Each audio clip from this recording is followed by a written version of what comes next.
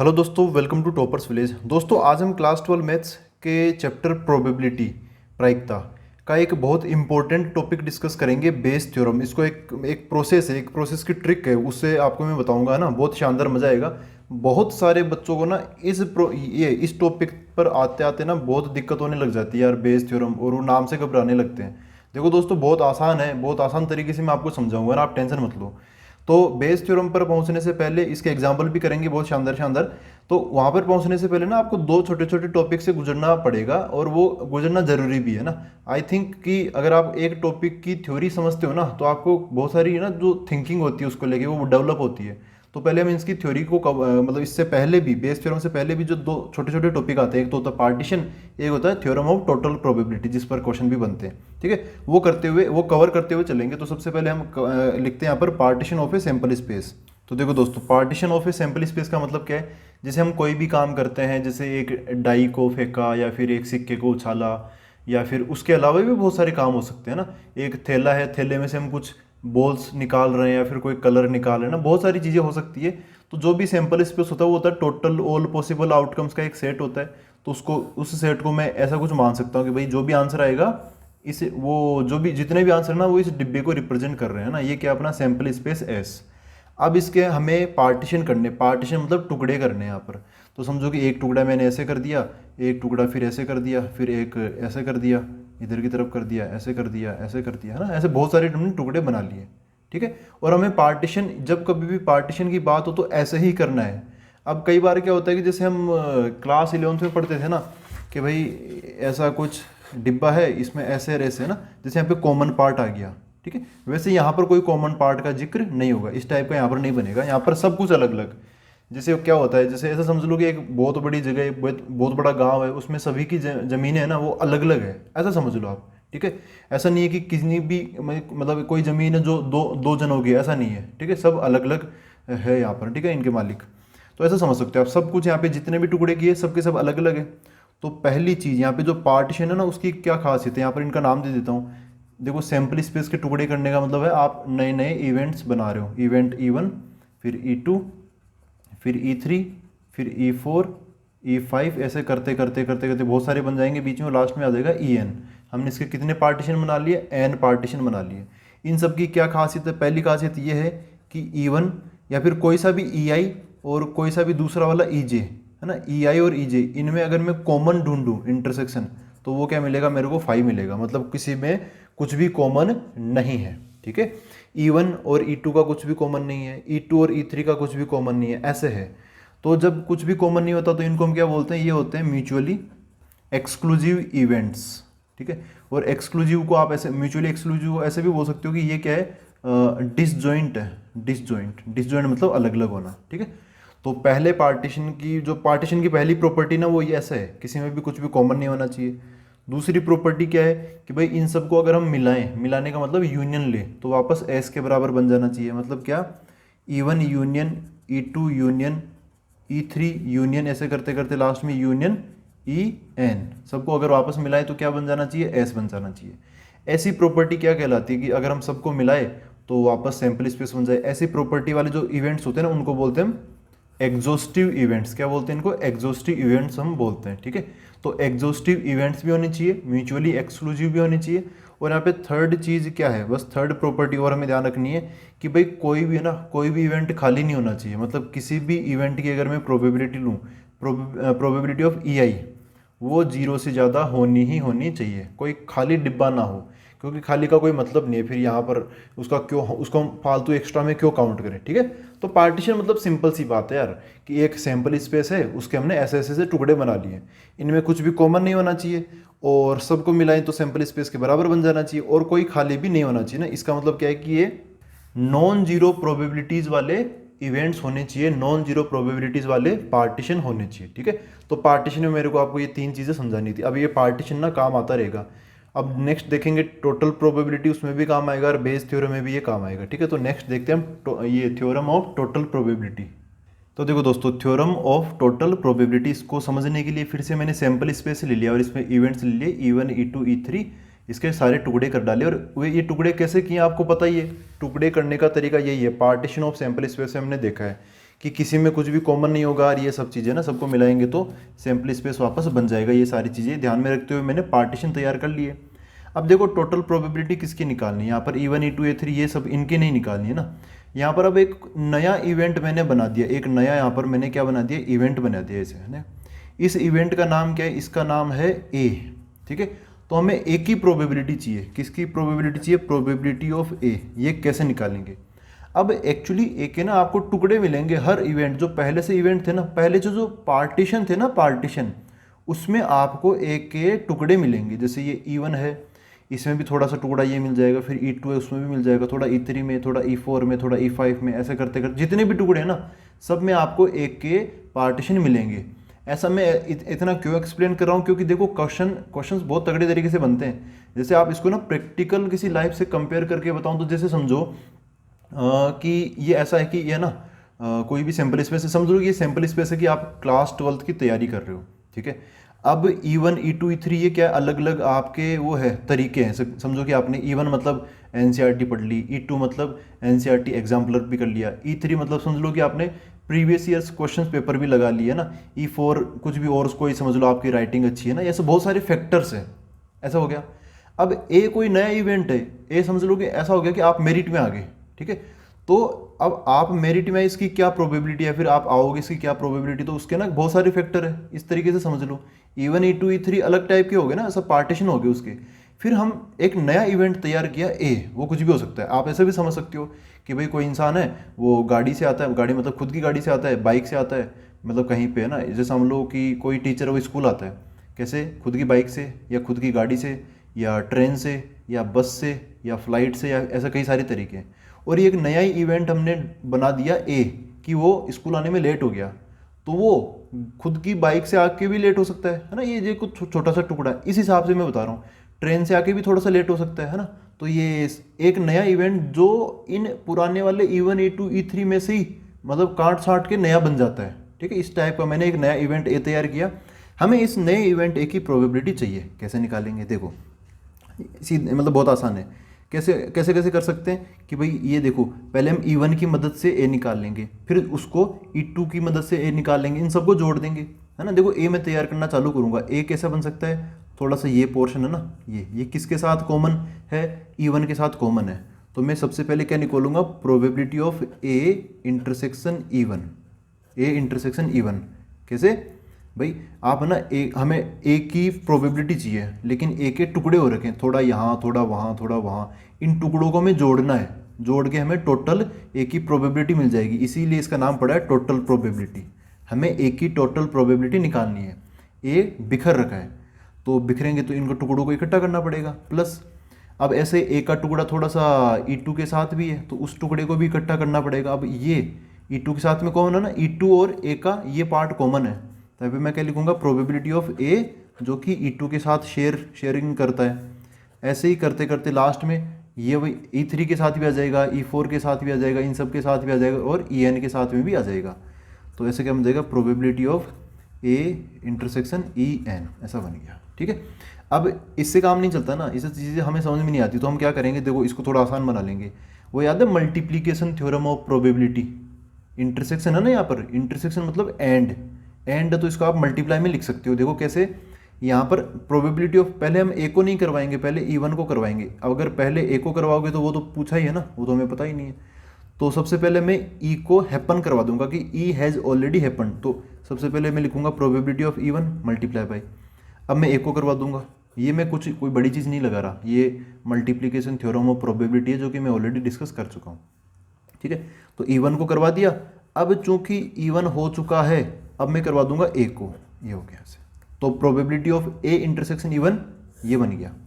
फिर अगला probability of A intersection E2 में probability of E2 multiply by probability of A when E2 has already happened, ऐसा हो गया, ठीक है। ऐसे करते करते लास्ट वाला क्या बन जाएगा, प्रोबेबिलिटी ऑफ, सबसे पहले मैं E1 को करवा दूंगा multiply by probability of A when event EN has already happened. बस यही टोटल प्रोबेबिलिटी है, यही क्या है, टोटल प्रोबेबिलिटी। समझ गए मेरी बात। तो ऐसा है यार, है ना, ऐसी सिचुएशन है, कोई काम करना उसके अलग अलग तरीके हैं काम करने के, फिर बाद में काम में कोई ये ए जो सेट है ना, ये E1 E2 E3 जैसा नहीं दिखता, कुछ अलग ही होता है। तो फिर आप अगर आपको ए निकालना है, उसके अलग अलग टुकड़े बिखरे हुए हैं, तो आप उनको सभी टुकड़ों की प्रोबेबिलिटी को निकाल निकाल के जोड़ना पड़ेगा, है ना भाई। इसकी प्रोबेबिलिटी ये है, फिर E2 वाला और ए वाले के जो कॉमन है उसकी प्रोबेबिलिटी ये है। ऐसे ए बिखरा हुआ रहेगा, तो कुल मिला के हम ए को देखते हुए, ए को ध्यान में रखते हुए ना, ए का सबके साथ इंटरसेक्शन अलग अलग जगह से ढूंढ लेंगे, सबको जोड़ देंगे। ऐसा बन जाती है अपनी थ्योरम ऑफ टोटल प्रोबेबिलिटी। तो अब हम इस पर ना कोई एक एग्जाम्पल कर लेते हैं बढ़िया सा।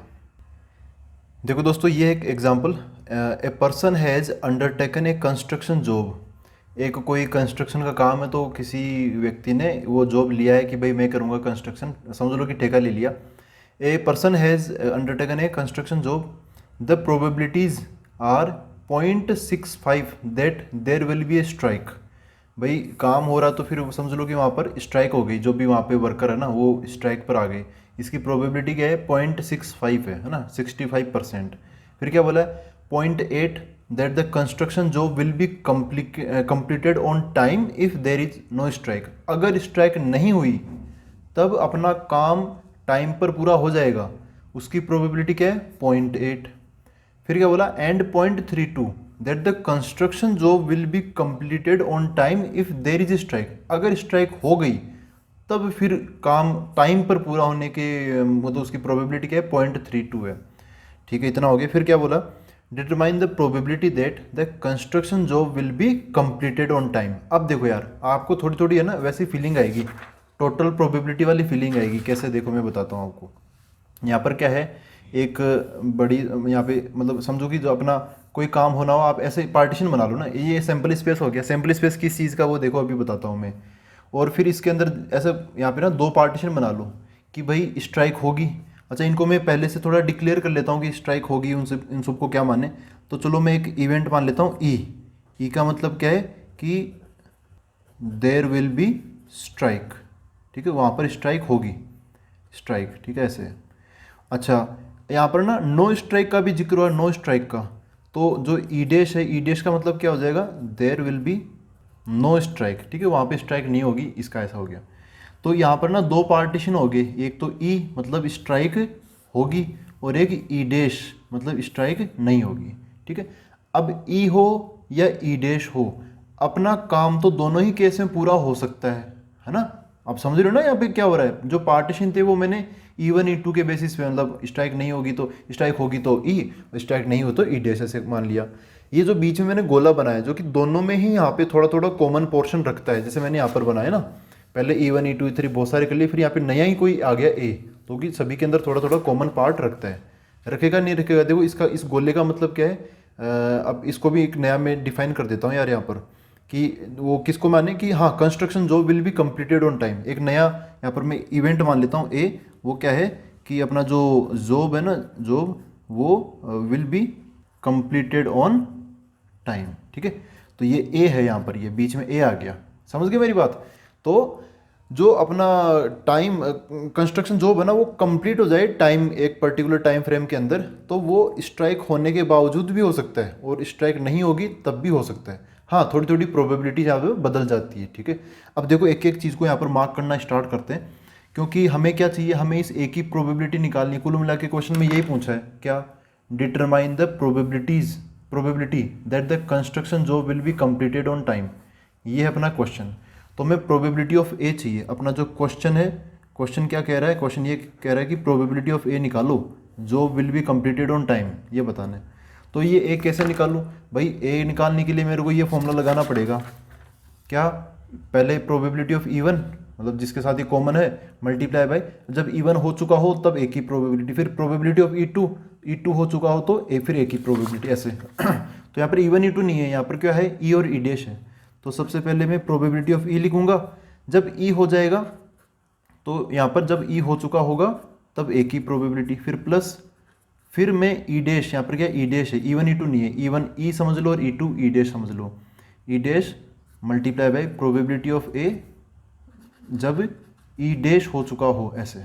ठीक है, यहाँ पर ई और ई डैश। अच्छा, यहाँ पर ना चार चीज़ों की जरूरत पड़ेगी आपको ऐसे करने से। एक तो पी ई की, तो प्रोबेबिलिटी ऑफ ई देखो क्या है, there will be a strike, strike होने के चांस क्या है, यहाँ पर दे रखा है 0.65 that there will be a strike. तो प्रोबेबिलिटी ऑफ ई क्या हो गया, 0.65। फिर यहाँ पर प्रोबेबिलिटी ऑफ ई डैश का भी जिक्र हो रखा है, तो प्रोबेबिलिटी ऑफ ई डैश ये क्या होगा भाई, ई डैश का मतलब क्या, there will be no strike, तो स्ट्राइक होने की प्रोबेबिलिटी 0.65 है, या फिर यहीं से देख लो ई की प्रोबेबिलिटी 0.65 है, तो ई डैश की क्या हो जाएगी 1 माइनस 0.65, कितना आंसर आ गया 0.35, ठीक है, ये तो निकाल लिया। अच्छा ये भी हमें बताना है, देखो प्रोबेबिलिटी ऑफ ए जब ई हो चुका हो, ई का मतलब क्या है, ई का मतलब है there will be a strike, ठीक है, तो ई हो चुका यहाँ पे मतलब स्ट्राइक हो गई, तब ए की प्रोबेबिलिटी, ए मतलब क्या, जॉब कंप्लीट होने टाइम पर कंप्लीट हो जाए, इस बात की प्रोबेबिलिटी में बतानी है। तो ये क्वेश्चन में दे रखा है, देखो ये दे रखा, देखो यहाँ पर हमें ई मतलब क्या, there will be strike, strike हो गई है, तो वो ये वाला देखना पड़ेगा 0.32 that the construction job will be completed on time if there is a strike, there is a strike मतलब ई है ना, ये हमें गिवन है, तब कंस्ट्रक्शन जॉब टाइम पर कंप्लीट हो जाए, उस बात की प्रोबेबिलिटी क्या है 0.32, तो इसकी प्रोबेबिलिटी क्या है 0.32, ठीक है। यहाँ पर मैं चलो लिख देता हूँ ब्रैकेट में कि ये है probability of completion of job on time if there is a strike, question में दे रखा था तो वो मैंने यहाँ पे लिख दिया।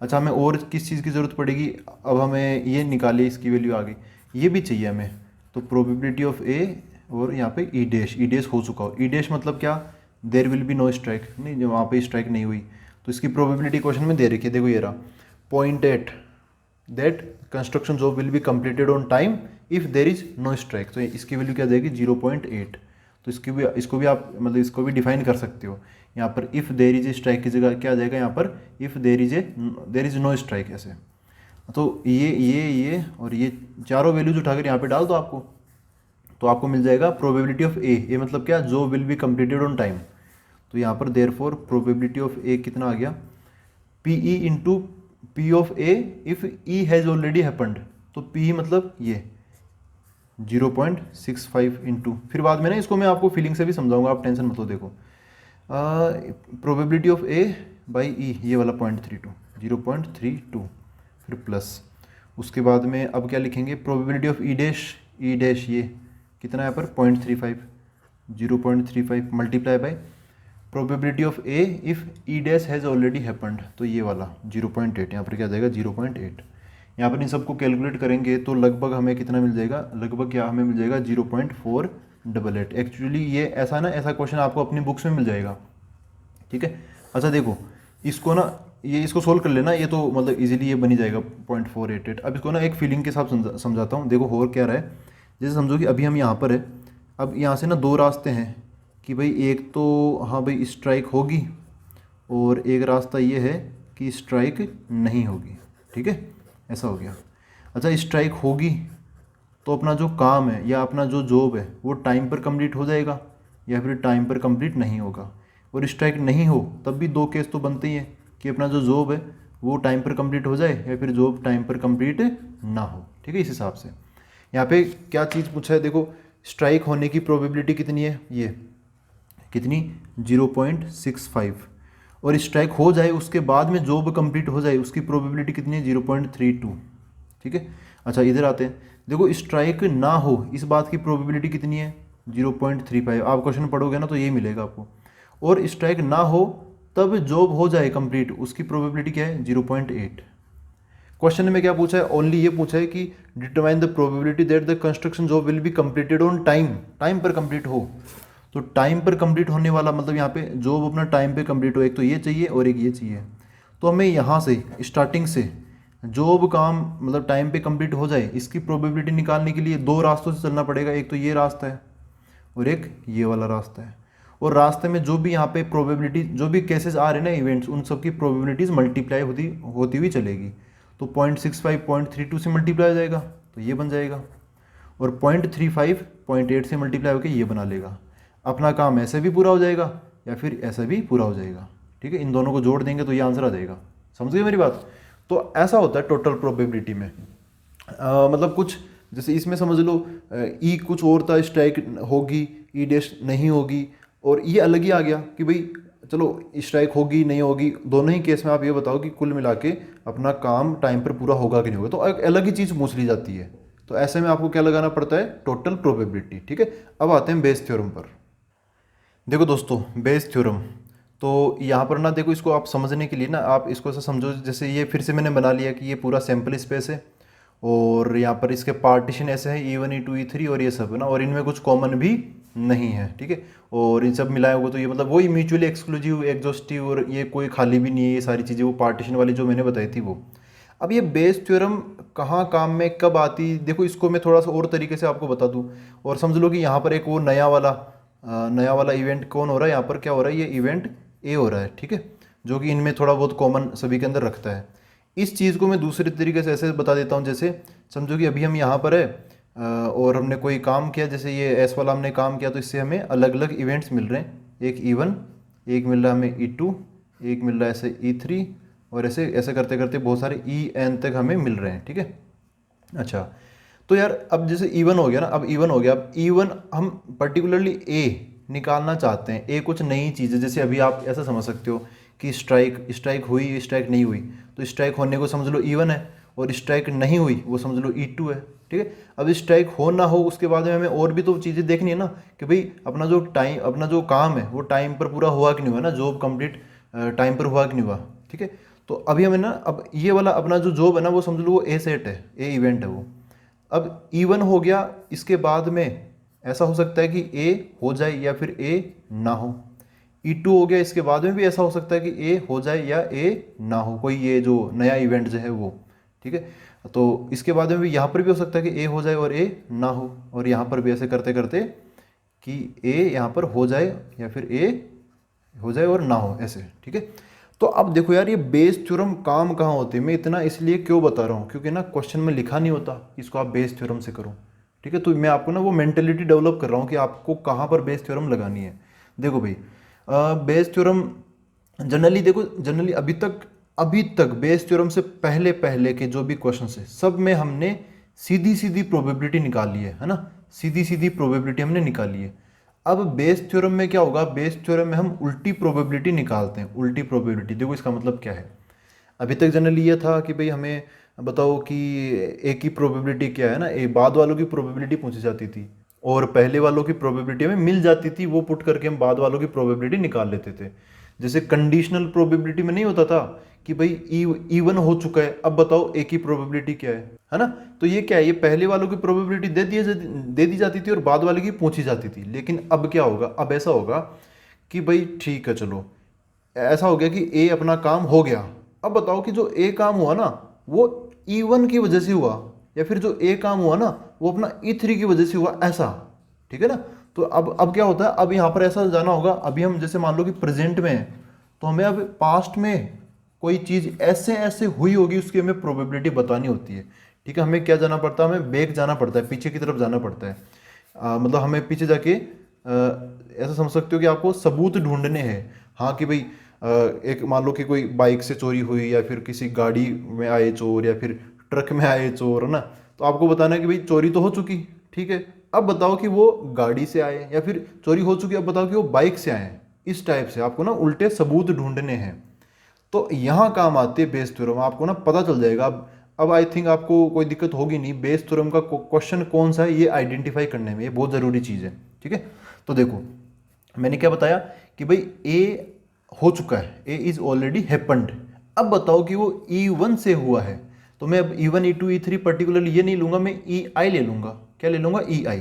हमें बेस थ्योरम में किसकी प्रोबेबिलिटी चाहिए, हमें देखो मतलब ऐसा होता है कि हमें चाहिए प्रोबेबिलिटी ऑफ EI कब, जब A has already happened, A already हो चुका है। लेकिन ऑर्डर वाइज देखें तो अगर हम ऐसे मतलब अपने टाइम के अकॉर्डिंग देखें, टाइम फ्रेम के अकॉर्डिंग, तो पहले E1 E2 E3 होते हैं, बाद में ए होगा ना होगा वो हम डिसाइड करते हैं, ठीक है। लेकिन क्वेश्चन में डेटा ऐसा होगा कि बाद वाली चीज़ों की प्रोबेबिलिटी आपको पहले मिल जाएगी, ए की प्रोबेबिलिटी पहले मिल जाएगी। अब हमें उल्टा EI जो कि पहले हो जाया करता था उसकी प्रोबेबिलिटी हमें बाद में निकालनी है, मतलब कैलकुलेट करनी है। देखो कैसे करेंगे, तो इसका देखो क्या होगा तरीका। वैसे यहाँ पे कंडीशनल प्रोबेबिलिटी वाला फॉर्मूला लग जाएगा। कंडीशनल प्रोबेबिलिटी का फॉर्मूला याद है क्या है, यहाँ पे डंडे के बाद में क्या ए है, तो प्रोबेबिलिटी ऑफ ए नीचे आ जाएगा, और ऊपर की तरफ इन दोनों का इंटरसेक्शन, मतलब प्रोबेबिलिटी ऑफ क्या EI इंटरसेक्शन ए, ऐसा बन जाएगा। अब देखो जो नीचे की तरफ PA है ना, PA यहाँ पर लग जाएगा अपना ये टोटल प्रोबेबिलिटी, जो कि अभी अभी हमने सीख के आए हैं ना, टोटल प्रोबेबिलिटी यहाँ पर लिख देंगे एक की, ठीक है। और ऊपर की तरफ इंटरसेक्शन है, तो ऊपर की तरफ लग जाएगा अपना वो कौन सा, मल्टीप्लिकेशन थ्योरम। और ये दोनों चीज़ें हम ऑलरेडी पढ़ चुके हैं। मल्टीप्लिकेशन थ्योरम हमने देखा था मतलब पिछले एक्सरसाइजेस के अंदर, और टोटल प्रोबेबिलिटी तो आज के लेक्चर में ही है। तो पिछली दोनों तीनों, और यार देखो यहाँ पर भी ये क्या है, ये कंडीशनल प्रोबेबिलिटी है, और ये भी तो हम पहले पढ़ चुके हैं ना। तो अभी तक जो जो टॉपिक हमने पढ़ लिए ना, सब जाके बेस थ्योरम में काम आ जाते हैं, ठीक है। इसलिए बेस थ्योरम थोड़ी सी बच्चों को समझने में इसमें मतलब दिक्कत होती है, लेकिन आप ऐसे टॉपिक्स को लिंक बना के समझो, फीलिंग के साथ समझोगे ना, तो आपको सब कुछ चीज़ें दिमाग में रहेगी, रिटेन रहेगी, आपको हर चीज़ का कारण पता चल जाएगा। देखो तो अब यार probability of E I intersection A, इसकी प्रोबेबिलिटी क्या होगी? तो सबसे पहले हम किसको कराएं, ए को, या फिर सबसे पहले हम ई आई को, चलो ई आई को करा देते। जनरली होता क्या है कि सबसे पहले E1 E2 E3 ये सब होते हैं, तो पहले हम ई आई को करवा देंगे। तो प्रोबेबिलिटी ऑफ ई आई हो गया मल्टीप्लाई बाय, जब ई आई हो चुका है तब हम ए की प्रोबेबिलिटी लिखवा देंगे। अच्छा प्रोबेबिलिटी ऑफ ए क्या है, ये टोटल प्रोबेबिलिटी से बताना। तो देखो टोटल प्रोबेबिलिटी में क्या है, ये वाला कि भाई E1 है, फिर E1 के बाद में ए हो गया, फिर E2 है तो E2 के बाद में ए हो गया, फिर EN है ऐसे तो EN के बाद में ए हो गया। तो ये भी हमें यहाँ पे लिखना पड़ेगा। क्या सबसे, ये ऊपर तो ई आई है, क्या ये ई आई, अभी मैं एक पर्टिकुलर फॉर्मूला बना दूंगा। देखो सबसे पहले क्या, E1 हो गया, यहाँ पर मैं इसी को मद्देनजर रखते हुए चल रहा हूँ, है ना। तो E1 को करवा दिया पहले, अब E1 हो चुका है, हमें यहाँ पे PA बताना है। तो प्रोबेबिलिटी ऑफ, अब मैं बताऊँगा ए की, कब, जब E1 ऑलरेडी हो चुका है इवेंट, फिर प्लस। अब प्रोबेबिलिटी ऑफ E2, तो प्रोबेबिलिटी ऑफ ए जब E2 ऑलरेडी हो चुका है, ऐसे करते करते क्या आ जाएगा लास्ट में, प्रोबेबिलिटी ऑफ EN, फिर उसके बाद में प्रोबेबिलिटी ऑफ ए कब, जब EN ऑलरेडी हो चुका है। तो डिनोमिनेटर में ये आ जाएगा, न्यूमिनेटर में ये आ जाएगा एक अकेला EI। अब ये जो EI वगैरह ना, ये भी यहाँ पे आपको कहीं ना कहीं मिल ही जाएगा, ठीक है। अच्छा इन नीचे वालों को अगर मैं ऐसे मतलब अब पूरे पूरे फॉर्मूले को एक बना देता हूँ, जैसे यहाँ पर प्रोबेबिलिटी ऑफ EI बाई ए है ना, तो क्या बन जाएगा प्रोबेबिलिटी ऑफ EI जब ए ऑलरेडी हो चुका है इक्वल टू, इसका क्या बन जाएगा फॉर्मूला, ऊपर क्या है वो EI वाला ऊपर आ जाएगा, probability of EI multiply by probability of A when EI has already happened divide by, नीचे की तरफ क्या आएगा, इन सबको जोड़ देंगे। देखो एक ही तो पैटर्न है ना यार, अब जो E1 E1 E2 E2 EN EN, तो मैं इनको ना एक फॉर्मूला बना दूंगा। यहाँ पे जो EN EN जो भी N है ना, उसको मैं लिख दूंगा EJ, मतलब यहाँ पर क्या है probability of EJ multiply by probability of A when EJ has already happened. और यहाँ पे समेशन आ जाएगा, क्योंकि इन सबको जोड़ रहे हैं ना हम, तो समेशन लग जाएगा। यहाँ पे जो J है ना, J, तो J की वैल्यू देखो कम से कम क्या 1, और फिर हाईएस्ट कहाँ से जा रही है N तक, तो J फ्रॉम 1 to N, ऐसा ये होती है बेस थ्योरम, ठीक है। अब देखो आपको ना ऐसे डायरेक्ट ऐसे समझोगे ना कि यार ये फॉर्मूला मैं रट लूँ, देखो दोस्तों ये रटने से ना आपको समझ में आएगा नहीं, इसको अभी मैं ना क्वेश्चंस के जरिए बताऊंगा। तो अब देखो क्वेश्चन को करने का तरीका, अब सबसे मेन चीज़ मैं बता रहा हूँ क्वेश्चन को कैसे करें। यहाँ तक थ्योरी भी बहुत ज़रूरी है, यहाँ पर ना कई चीज़ें। अब देखो यार इसके प्रूफ में बताओ कितना टाइम लगा भाई, ये मैंने पहली स्टेप लिखी, ये दूसरी स्टेप लिखी, तीसरी में तो आ गया ना प्रूफ। तो कई बार आप भूल जाओ ना, तब ये बहुत इजीली आप निकाल सकते हो, बहुत बड़ी चीज़ नहीं है, बहुत ईजी है ये, है ना, प्रूफ करना इसका। एक बार फॉर्मूला, अब जनरली बच्चों को फॉर्मूला याद होता नहीं है, तो उसका तरीका भी मैं बता दूंगा, लेकिन डेरिवेशन भी आपके दिमाग में होनी चाहिए। बहुत आसान तरीके से निकाला हमने, ठीक है, आसान तरीके से। देखो ट्रिक क्या है, आपको सवालों को कैसे कैसे करना है। सबसे पहले आपको ना ये चीज़ फॉलो करनी है, AEPB, एक भी चीज़ नहीं बचेगी अगर आप ऐसे करोगे तो, है ना। बहुत आसानी से आप सारे क्वेश्चन कर लोगे बेस थ्योरम के। ए का मतलब क्या है, एरो डायग्राम, एरो डायग्राम बना, एरो डायग्राम मतलब इस टाइप का कि हाँ भाई कुछ ये गाड़ी से आ गए, ये ट्रक से आ गए, बस से आ गए, ट्रेन से आ गए, इस हिसाब। फिर बाद में ऐसा है ना, ऐसे, तो ऐसे ब्रांचेस बना लेना। एरो डायग्राम बनाना बहुत ज़रूरी है, बेस थ्योरम के क्वेश्चन में बन ही जाएगा। बट फिर बाद में क्या आता है, ई मतलब इवेंट्स तैयार कर लो। जैसे यहाँ पर ना EI ए वगैरह ये सब चाहिए ना, तो इवेंट्स हम तैयार कर लेंगे, इवेंट्स। उसके बाद में ये पी मतलब क्या, प्रोबेबिलिटी। जो अभी अभी हमने इवेंट्स तैयार किए हैं इन सब की प्रोबेबिलिटी लिखेंगे, क्वेश्चन में दे रखी होगी, आप टेंशन मत लो, क्वेश्चन में दे रखी होगी। और लास्ट में बी मतलब क्या है, ये बेस थ्योरम, ठीक है। तो ये ऑर्डर है, इस तरीके से याद रखो आप। क्या है, AEPB, अरे यार पेन ही खत्म हो गया। यहाँ पर क्या है, AEPB, ये किसके लिए है, बेस थ्योरम के लिए है। जो भी क्वेश्चन हो इस तरीके से फॉलो करोगे तो आपका क्वेश्चन बिना कन्फ्यूजन के बन जाएगा, बिना कन्फ्यूजन के। ठीक है, अभी देखो मैं इसको अप्लाई करके बताता हूँ। और अगर आपको अभी तक मुझे लगता है ये फॉर्मूला आपको याद नहीं हुआ होगा, लेकिन याद करने की ज़्यादा लोड लेना भी मत, आप थोड़ा बहुत ये याद रखोगे या फिर ये जो मैंने बताया कि भाई हमें वापस उल्टे प्रेजेंट से पास्ट वाले जो सबूत है ना वो ढूंढने होते हैं, तो इस हिसाब से आप समझ सकते हो इजीली। क्वेश्चन भी और कर लेंगे तो एकदम फिनिश हो जाएगा। अब हम क्या करते हैं, एग्जाम्पल करते हैं इसके। देखो दोस्तों, ये एग्जाम्पल देखते हैं हम ये बेस थ्योरम पर। इसमें क्या बोला है, बैग 1 या bag first contains 3 red and 4 black balls. ठीक है, एक ये कंडीशन यहाँ पर दे रखी है। While another bag 2 contains 5 red and 6 black balls. दूसरा बैग है, उसके अंदर ऐसे ऐसे कॉम्पोजिशन है बॉल्स की। One ball is drawn at random from one of the bags and it is found to be red. हमने यहाँ पर क्या किया कि भाई हमने ना इन दोनों बैग्स में से, अब ये नहीं पता कि बैग 1 से निकाली या बैग 2 से निकाली, बस एक बॉल निकाली इनमें से किसी एक बैग में से, और वो जो बॉल है वो कैसी है, it is found to be red, वो लाल कलर की निकली। तो हमें क्या बताना है कि find the probability that it was drawn from bag 2। देखो हो गया ना उल्टा, सबूत ढूंढ रहे हैं ना हम कि हमें पता नहीं यहाँ पर क्या हो रहा है, हमने बस एक बॉल निकाली। अब ऑब्वियसली जो भी बॉल्स है वो बैग्स के अंदर ही है, बैग 1 में हो या बैग 2 के अंदर हो, है ना। तो ऑब्वियसली हम या तो बैग 1 से निकालेंगे या बैग 2 से निकालेंगे, तो वो बॉल आई रेड कलर की। अब हमें बताना है कि वो बैग 2 से आई है, इस बात की बताओ प्रोबेबिलिटी क्या है ना, उल्टा पूछा जा रहा है। तो देखो इसमें वही अब ट्रिक लगाएंगे, क्या AEPB, एकदम आपको स्मूथली करना ना, तो आप ये चीज़ याद रखना, आपके बेस थ्योरम के क्वेश्चन सब आसानी से बन जाएंगे। सबसे पहले क्या है, ए मतलब क्या, एरो डायग्राम हमें बनाना पड़ेगा। एरो डायग्राम देखो बनाएंगे, जो चीज़ पहले होती है उसको पहले, जो चीज़ बाद में होती है उसको बाद में, उस चीज़ का आपको ध्यान रखना पड़ेगा। ठीक है, जो चीज़ पहले होती है उसको पहले। कैसे भाई, आप जैसे समझ लो कि ऐसे है, एक बड़ा सा वो है झोला है, झोला, उसके अंदर ऐसे 2 ये बैग पड़े हैं, एक तो ये बैग 1 है और ये बैग 2 है। ठीक है, तो सबसे पहले आप क्या करोगे, इस झोले में हाथ डालोगे ना, तब आपको बैग 1 या बैग 2 सेलेक्ट करना पड़ेगा। आपको नहीं पता कि कौन सा है, लेकिन हाँ आपके हाथ को तो सिलेक्ट करना पड़ेगा ना कि भाई बैग 1 में जा रहा है हाथ या बैग 2 में जा रहा है।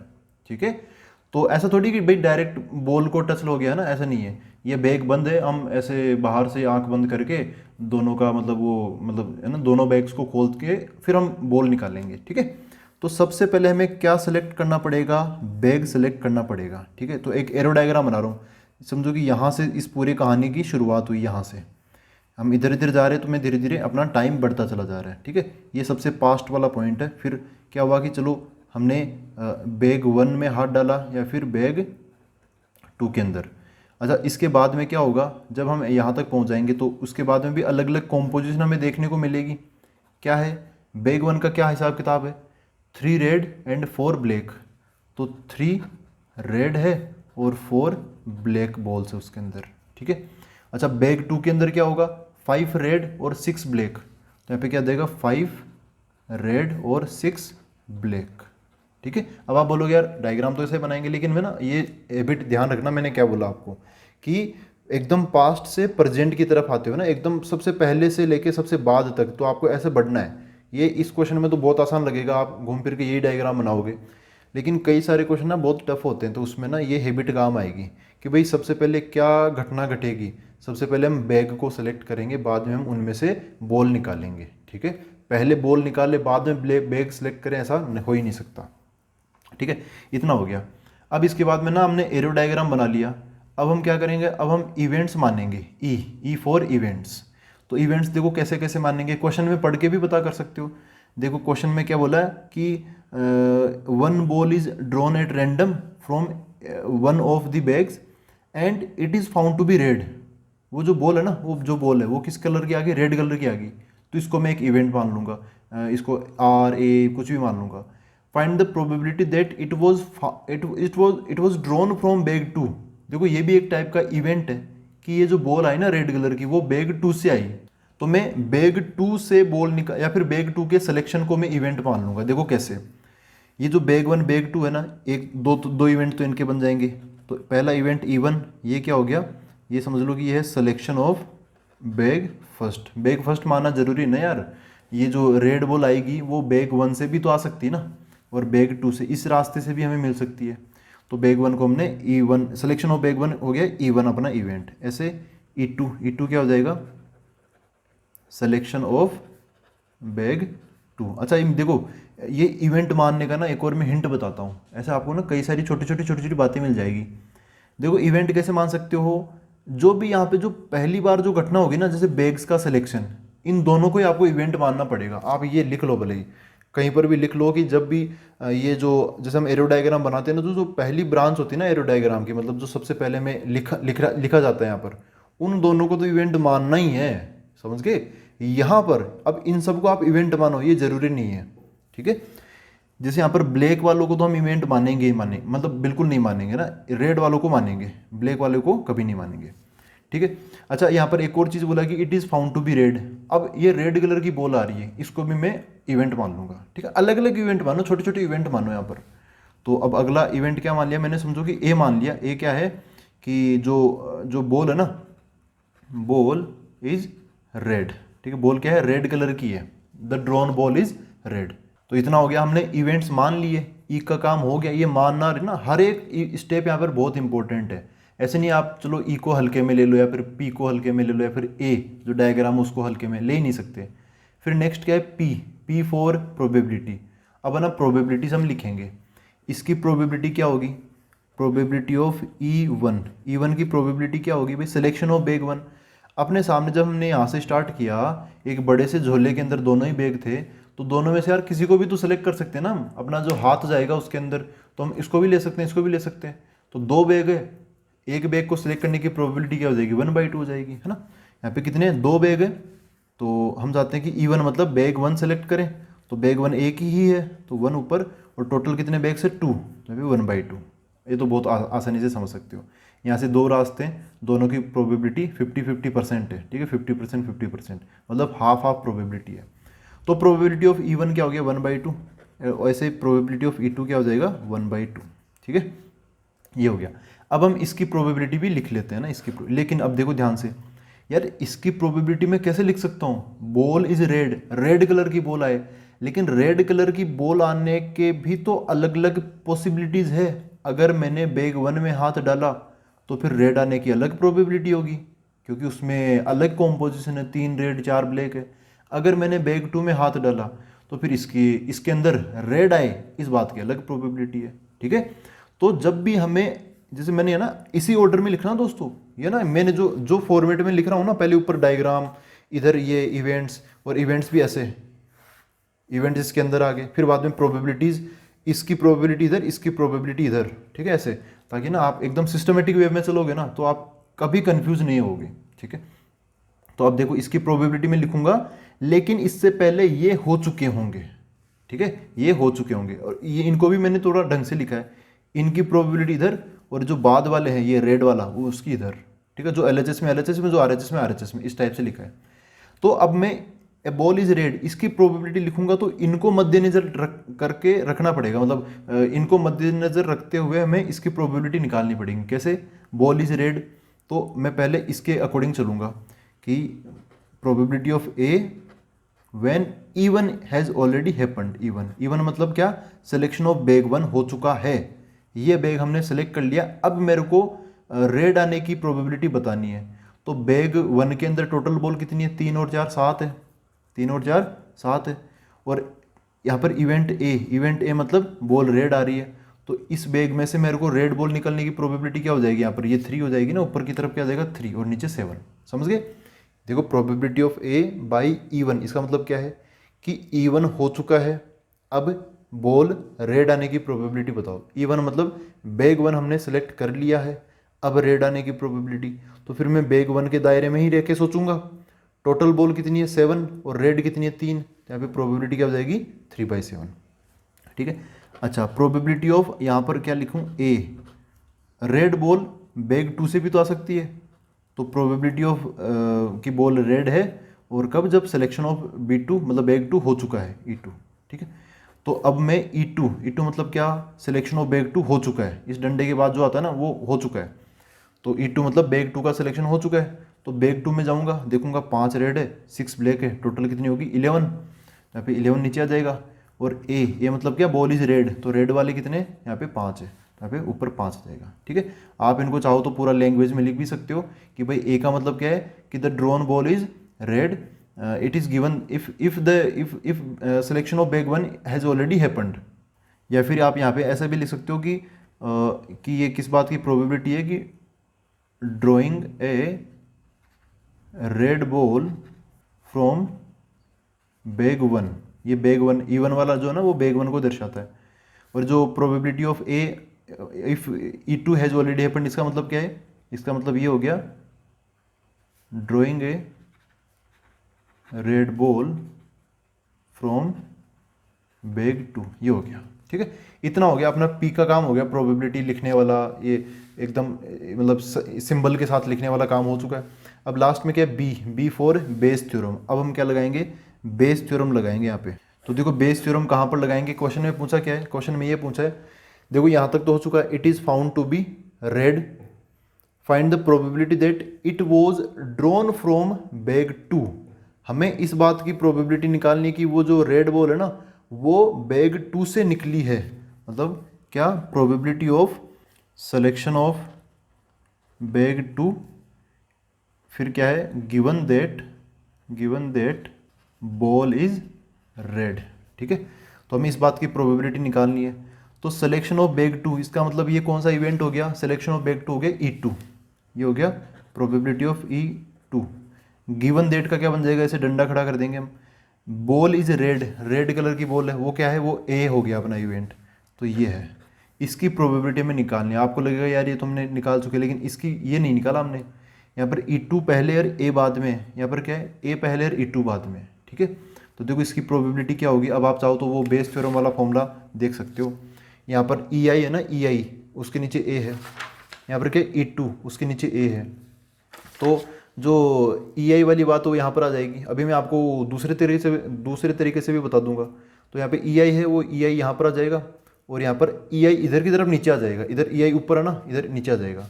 तो क्या बन जाएगा? ऐसा बन जाएगा। यहाँ पर क्या? E2 है ना, तो प्रोबेबिलिटी ऑफ E2 ऊपर multiply by probability of A when E2 has already happened divide by, नीचे की तरफ क्या आएगा? नीचे की तरफ इस प्रकार, ऊपर वाला जो फॉर्मेट है ना, नीचे इस प्रकार के सभी का समेशन आ जाएगा। यहाँ पे देखो EI ये अकेला है EI, तो यहाँ पे EJ है, यहाँ पे EI है, यहाँ पर EJ है, ऐसा सबका समेशन आ जाएगा। अपने वाले में E वाले कितने लोग हैं? 2 ही लोग हैं, E1 और E2। तो यहाँ पर दोनों का समेशन आ जाएगा, ये E है E। तो नीचे क्या क्या आ जाएगा? एक तो आ जाएगा probability of E1 multiply by probability of A, और यहाँ पर E2 plus probability of E2 यहाँ पर E1 आएगा, E1 के साथ E1, और यहाँ पे आ जाएगा प्रोबेबिलिटी ऑफ ए, और यहाँ पर E2। ठीक है, ऐसा हो गया। ठीक है, अब आप बोलोगे यार इसको मैंने फॉर्मूला देख के बताया, लेकिन आप ना इसको ऐसे याद रखो। देखो कैसे, इसकी प्रोबेबिलिटी चाहिए हमें E2 वाले की। ठीक है, अब देखो होगा क्या, यहाँ पर देखो E2 into probability of A by E2, तो E2 इंटू दिस, आपको ना ये वाला आपस में मल्टीप्लाई करना है और ये वाला आपस में मल्टीप्लाई करना है, हमेशा ऐसा ही होगा। देखो ध्यान से है ना, यहाँ पर देखो प्रोबेबिलिटी ऑफ E2 मतलब ये वाला आ जाएगा, फिर probability of A by E2 ये आ जाएगा, ये आपस में मल्टीप्लाई होंगे, ऊपर आ जाएंगे, फिर नीचे की तरफ दोनों आ जाएंगे, दोनों नीचे की तरफ चूंकि टोटल होता है ना नीचे, तो नीचे दोनों आ जाएंगे, मतलब E1 वाले से मल्टीप्लाई, ये इससे मल्टीप्लाई होगा, प्लस ये इससे मल्टीप्लाई हो जाएगा। तो कैसा बन जाएगा? E2 ये 1/2 इंटू 5/11, 1/2 इंटू 5/11 डिवाइड बाई, नीचे की तरफ क्या आएगा? इसको इससे मल्टीप्लाई कर दो, 1/2 इंटू 3/7 प्लस इसको इससे मल्टीप्लाई कर दो, 1/2 इंटू 5/11, ऐसा हो गया। ठीक है, इसको पूरा हम सोल्व करेंगे तो मैं आपको बता देता हूँ, क्योंकि आपकी बुक का ही क्वेश्चन है, 35/68 आ जाएगा ये। ठीक है, इसको सोल्व करोगे तो अब आपको ना समझना पड़ेगा कि ये मतलब हम कैसे करें इसको याद। क्या वाकई में फॉर्मूला याद करना चाहिए? नहीं, मेरा मानना है कि फॉर्मूला याद करने की जरूरत नहीं है, आपको फीलिंग से समझ जाना चाहिए। कैसे? पहले डायग्राम बनाओ ना, अभी मैं फॉर्मूला के बारे में भी आऊँगा, पहले डायग्राम बना लो, एरो डायग्राम, फिर ई मतलब इवेंट्स लिख लो। क्वेश्चन को पढ़ के भी लिखना, ऐसे नहीं कि बस आप ऐसे देख के लिख लो ना, क्वेश्चन को पढ़ लेना, वहाँ पे छोटी छोटी चीज़ें लिखी हुई होगी। जिससे क्वेश्चन में ब्लैक का नाम ही नहीं है तो आपको यहाँ पर द बॉल इज़ ब्लैक ऐसा मानने की ज़रूरत ही नहीं है ना, ऐसा इवेंट की ज़रूरत ही नहीं है। जब आप ऐसे इवेंट्स मान लोगे तब इधर वाले जो इवेंट्स है ना इनकी प्रोबेबिलिटी तो डायरेक्ट, और जो इधर वाला इवेंट है उसकी प्रोबेबिलिटी इनके होने के बाद निकालना कि भाई यहाँ पर देखो E1 हो चुका है तो एक ही प्रोबेबिलिटी, E2 हो चुका है तो एक ही प्रोबेबिलिटी, ऐसे। ठीक है, इतना हो गया। अब लगाएंगे बेस थ्योरम। क्वेश्चन में पूछा है कि भाई बताओ सिलेक्शन ऑफ बैग 2 हुआ है, कब? Given that ball is red, red colour की बॉल आ चुकी है, अब बताओ कि वो बैग 2 से आई है, इस बात की क्या है? तो यहाँ पर क्या आएगा? E2 और ए आएगा। देखो यहाँ पर E2 है ना, तो यहाँ पर जो E2 वाला ना, E2 वाला दिस इंटू दिस, ये ऊपर आएगा, ये आ जाएगा। अगर यहाँ पर ये पूछ लिया जाता है कि बैग 1 से आया है, तो यहाँ पर E1 वाला होता तो वो E1 वाला ही ऊपर आ जाता। अच्छा, ऊपर की तरफ आप जो लिखोगे ना, नीचे की तरफ सब कुछ मिल जाएगा, या फिर ऐसे बोल सकते हो कि नीचे की तरफ सब कुछ होगा, इन्हीं में से एक जना ऊपर आ जाएगा। जैसे यहाँ पर ना ये वाली जो टर्म है ये ऊपर की तरफ आ गई ऐसे, ठीक है। और एक और चीज़, यहाँ पर E2 और ए बाद में मिलेगा, और इधर आपको ए पहले और E2 बाद में मिलेगा, ठीक है। तो इस तरीके से आप छोटे छोटे हिंट तैयार कर सकते हो। और अच्छा, ये वाला सबसे बड़ा हिंट तो हो ही गया कि भाई इसको इससे मल्टीप्लाई, आप ऐसे तरीके से लिखोगे ना तो आपको इससे इससे मल्टीप्लाई ही करना पड़ेगा, इसको इससे मल्टीप्लाई करना पड़ेगा, कोई कन्फ्यूजन हो ही नहीं सकता, ठीक है। तो ऐसा में फिर आपको फॉर्मूला याद करने की जरूरत पड़ेगी नहीं ये बेस थ्योरम की। और फॉर्मूला अगर याद हो तो ठीक है, लेकिन मेरे को खुद को फॉर्मूला वो याद रहता नहीं है, तो मैं ऐसे ही पूरा प्रोसेस कर, क्योंकि प्रोसेस से तो बच ही नहीं सकते ना, प्रोसेस तो लगाना ही पड़ेगा हमें, ठीक है। तो अगर फॉर्मूला मेरे को कई बार याद नहीं भी होता ना, तो फिर मैं थ्योरी पार्ट में चला जाता हूँ, क्योंकि ये जो थ्योरी पार्ट है ना, इसमें कोई बहुत बड़ी बात नहीं है। फटाफट ये लिखा और ये टोटल प्रोबेबिलिटी से लिख लूँगा और फिर ऐसे लिख लूँगा, है ना, ऐसा फटाफट बन ही जाता है ये, ठीक है। तो अब हम एक और एग्जाम्पल करते हैं इस पर। देखो दोस्तों, ये एक और एक शानदार सा एग्जाम्पल बेस थ्योरम पर। इसमें देखो क्या है, a man is known to speak truth 3 out of 4 times. एक कोई आदमी है जो कि 4 बार में से 3 बार सच बोलता है, तो एक बार मतलब वो झूठ भी बोलता है। ही थ्रोज ए डाई, उसने एक पासे को फेंका, एंड रिपोर्ट्स, और उसने रिपोर्ट किया दैट इट इज़ ए 6, उसने बोला कि ये इस पर 6 आया है। हमें नहीं पता कि उस पर एक्चुअल में 6 आया कि नहीं आया, वो खुद ही मतलब खेल रहा है, और वो आपको पता है कि हाँ इसका ऐसा रिकॉर्ड है, वो 4 में से 3 बार सच बोलता है और एक बार झूठ बोलता है। तो उसने एक डाई अपने आप ही फेंका, हमने बोला कि चलो भाई फेंको, और हमें नहीं दिखा उस पर क्या लिखा हुआ, लेकिन उसने क्या बोला, उसने बोला कि भाई 6 आया है। तो हमें बताना है find the probability that it is actually 6, तो वाकई में 6 आया, इसकी क्या प्रोबेबिलिटी है ना। तो मस्त क्वेश्चन है, देखो कैसे करेंगे इसको। तो अपना प्रोसेस क्या होगा करने का, वही AEPB। ए मतलब क्या, एरो डायग्राम बनाना पड़ेगा। अब एरो डायग्राम कैसे करेंगे स्टार्ट, देखो यहाँ से चालू करेंगे। अब आप ऑर्डर क्या समझते हो, क्वेश्चन में क्या हुआ होगा, पहले वो सच झूठ बोला होगा या फिर पहले उसने पासा फेंका होगा? ऑब्वियसली यार पहले पासा फेंकेगा ना। यहाँ पर देखो बोला है he throws a die and reports, तो रिपोर्ट बाद में करेगा, वो उसके सच या झूठ बोलने की बात बाद में होगी, जब वो पासा फेंकेगा ना उसके बाद में वो बोलने जाएगा, ठीक है। ऐसे नहीं आप पहले सच और झूठ बोल दिया फिर पासा फेंका, इसका कोई मतलब नहीं होगा। तो फिर क्या बोला, ही थ्रोज ए डाई, चलो उसने एक पासा फेंका, यहाँ से चलो डाई से चालू कर लेते हैं इस बार, या फिर डाई का डायग्राम बना लेता हूँ ऐसे, ठीक है। अब इस पर आप चाहो तो मैं बोलता हूँ कि सभी केसेस बना लो, लेकिन यार सभी केसेस बनाने की ज़रूरत नहीं है। ऐसे नहीं करना कि यहाँ पर 1 आ गया, 2 आ गया, 3 आ गया, 4 आ गया, 5 नहीं। यहाँ पर मेन फोकस इस बार किस पर है, 6 पर। तो यहाँ से मैं 2 केस बना लेता हूँ कि इस पर 6 आता है ना, इस पर 6 हमें मिलता है, और फिर या फिर 6 हमें नहीं मिलता, ठीक है। ये 2 केस मैंने यहाँ पर ऐसे बना लिए कि 6 मिलता है और 6 नहीं मिलता। अच्छा 6 मिलेगा तो इसका मतलब क्या होगा, उसमें एक ही एलिमेंट होगा 6, और 6 अगर हमें नहीं मिलता तो क्या होगा, 1 2 3 4 5 इनमें से कुछ भी हो सकता है, ठीक है। अच्छा चलो 6 मिला उसने, उसके बाद में क्या होगा, अब वो रिपोर्ट करने जाएगा, है ना, अब वो रिपोर्ट करने जाएगा, तो वो वहाँ पर सच भी बोल सकता है, मतलब वो ट्रुथ, यहाँ पे क्या लिख देता हूँ मैं, ट्रुथ लिख देता हूँ, है ना। और वो वहाँ पर मतलब लाई, मतलब क्या हो गया, लाई तो होता है ना झूठ बोलना, है ना, वो लाई भी कर सकते हैं। इसके बाद में यहाँ पर आते हैं तो अच्छा एक चीज़ और बताओ, जब वो सच बोलेगा ना, थोड़ा ध्यान से समझना यार, यहाँ पर ना आप थोड़ा सा दिमाग चकरा सकता है। जब 6 आया, हमारा टारगेट कहाँ पर है, इट इज़ ए 6, है ना, इट इज़ ए 6। तो अगर 6 आया और उसने 6 क्या बोला, उसने 6 रिपोर्ट किया, तो 6 रिपोर्ट कैसे करेगा वो, 6 अगर एक्चुअल में आया होगा तो उसको ट्रू बोलना पड़ेगा, तब उसके मतलब 6 आया होगा, ठीक है। अगर 6 आया होगा और अगर वो झूठ वाले रास्ते पे चला जाता है, फिर वो 6 नहीं बोलेगा, फिर 1 2 3 4 5 ऐसा कुछ बोलेगा। समझ गए मेरी बात। अब आगे आते हैं, आगे इधर की तरफ भी वो क्या हो सकता है, इधर भी वो ट्रुथ बता सकता है, या फिर वो लाई मतलब झूठ भी बोल सकता है। उसने बोला क्या, reports that it is a 6, उसने क्या बोला, 6 बोला। अब एक्चुअल में अगर हम इस रास्ते में जाते हैं, 6 हमें यहाँ पर मिला ही नहीं है, 1 2 3 4 5 में से कोई आया है, तो फिर भी उसने 6 बोला, इसका मतलब उसने क्या बोला, झूठ बोला। इस बार वो यहाँ से इधर वाले रास्ते पे चला गया, ठीक है, तभी वो 6 बोलेगा। समझ गए मेरी बात। यहाँ पर उसने क्या बोला है, ही थ्रोज ए डाई, उसने एक डाई फेंकी तो उस पर एक्चुअल में 6 आया होगा या नहीं आया होगा, चलो ठीक है यहाँ तक। फिर क्या बोला, he reports that it is a 6। तो इसका मतलब अगर में एक्चुअल में 6 आया होगा तो फिर उसने सच बोलना चुना होगा, तो उसने 6 बोल दिया।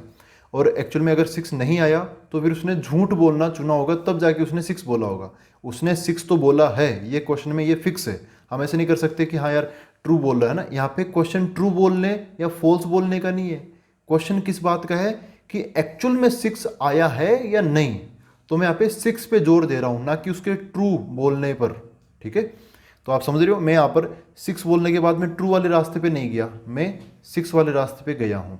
ठीक है, अच्छा तो एरो डायग्राम अपना बन चुका है। अब यहाँ पर ना ये ई पर आते हैं। ई मतलब क्या, इवेंट्स। अब इवेंट्स मानने का टाइम है। तो देखो मैं बोलता हूँ कि जैसे जो पहला काम होता है ना उसके, तो जैसे यहाँ पर ये पासे को उछाला, 6 आ गया, 6 नहीं आया, इनको तो हमें इवेंट मानना ही मानना है। ठीक है, फिर बाद में ट्रू या फॉल्स इनको आप मानो ना मानो, लेकिन इनको तो हमें इवेंट मानना ही मानना है। तो मैं एक इवेंट मान लेता हूँ E1।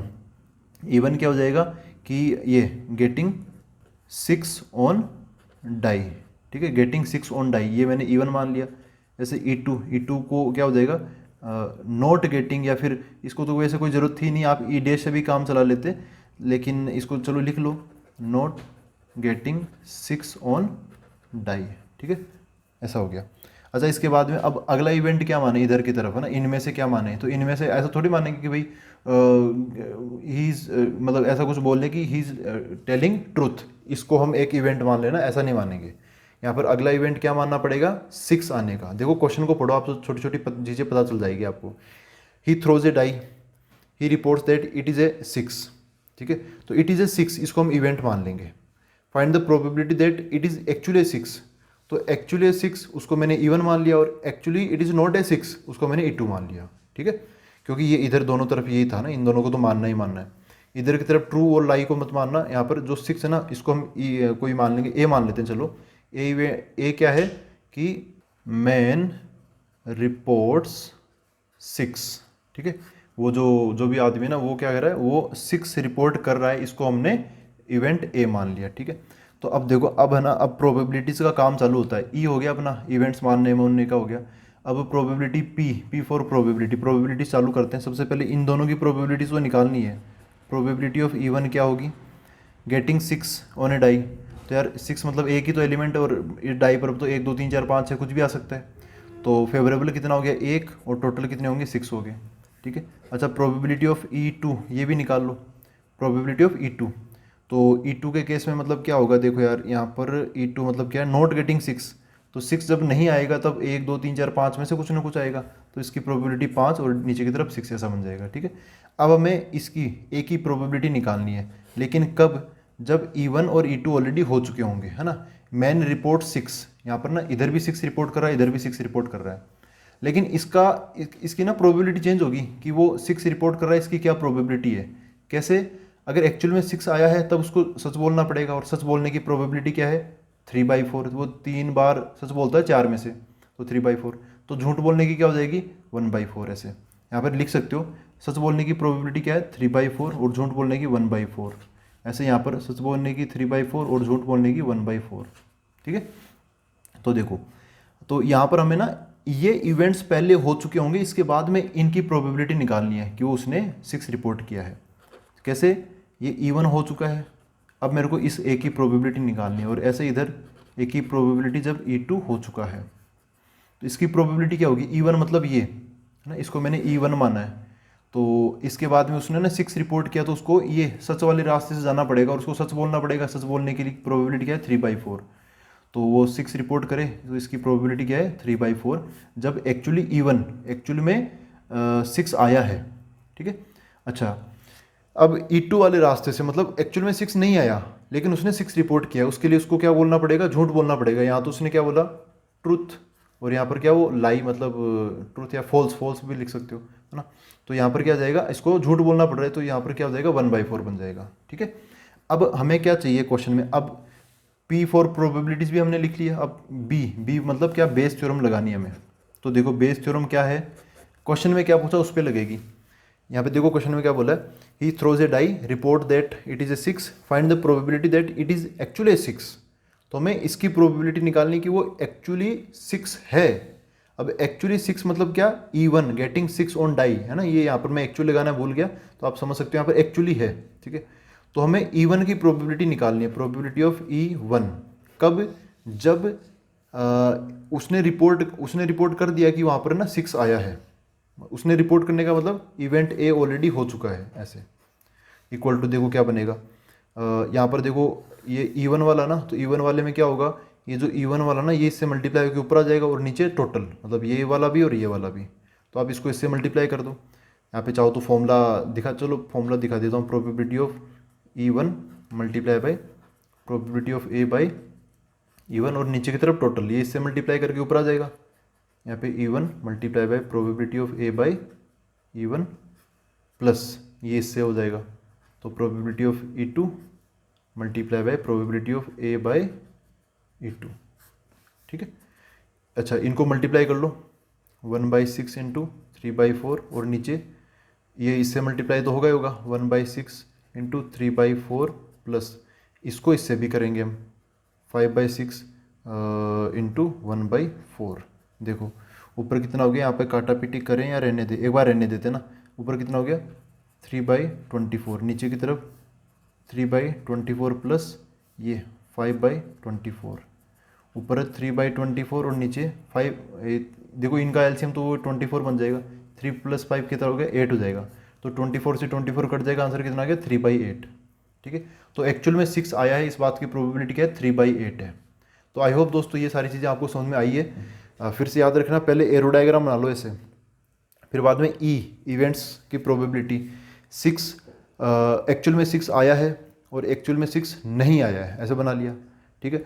और इधर की तरफ उसने ना 6 रिपोर्ट किया, यहाँ पर बोल रखा है reports that it is a 6।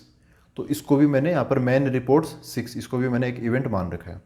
अब अब नेक्स्ट काम क्या है यहाँ पर, P फॉर प्रोबेबिलिटीज़। तो मैंने इन दोनों की प्रोबेबिलिटीज़ तो लिख ही ली भाई, एक्चुअल में 6 आया है तो 1/6 और एक्चुअल में 6 नहीं आया है तो 5/6 प्रोबेबिलिटी होगी। उसने 6 रिपोर्ट किया, 6 रिपोर्ट करने से पहले हमें ये तो देखना पड़ेगा कि वो एक्चुअल में 6 आया है या नहीं आया। तो अगर एक्चुअल में 6 आया है फिर उसने 6 रिपोर्ट किया तो उसने सच बोला है, और सच बोलने की प्रोबेबिलिटी 3/4। और एक्चुअल में 6 यहाँ पर है ना, E2 मतलब नॉट गेटिंग 6, एक्चुअल में 6 नहीं आया फिर भी उसने 6 रिपोर्ट किया है, मतलब ए मतलब 6 रिपोर्ट किया है, इसका मतलब उसने झूठ बोल के 6 रिपोर्ट किया, तो वो झूठ की वाली प्रोबेबिलिटी 1/4, ठीक है। ऐसा हो गया। अब तो बेस थ्योरम में क्या होता है, यहाँ पे हमें ये बताना है कि एक्चुअल में 6 आया मतलब E1 कब, जब उसने 6 रिपोर्ट किया है, ठीक है। तो ये E1 वाली बात है, तो यहाँ पे जो E1 वाली चीज़ है ना, ये इनका प्रोडक्ट ऊपर आ जाएगा और नीचे की तरफ टोटल मतलब E1 वाला भी प्रोडक्ट आ जाएगा और E2 वाला प्रोडक्ट भी आ जाएगा नीचे, ठीक है। फिर बाद में वैल्यू पुटिंग है, जब आप ऐसे करते हो ना तो आपको फॉर्मूला याद करने की जरूरत नहीं पड़ती, ठीक है दोस्तों। तो आई होप ये आज का लेक्चर आपको समझ में आया है। बहुत सारे और भी इंटरेस्टिंग एग्जाम्पल्स होते हैं तो वो हम सब एक्सरसाइज के अंदर देखते चलेंगे। अब हम मिलते हैं अगले वीडियो के अंदर। Thank you very much.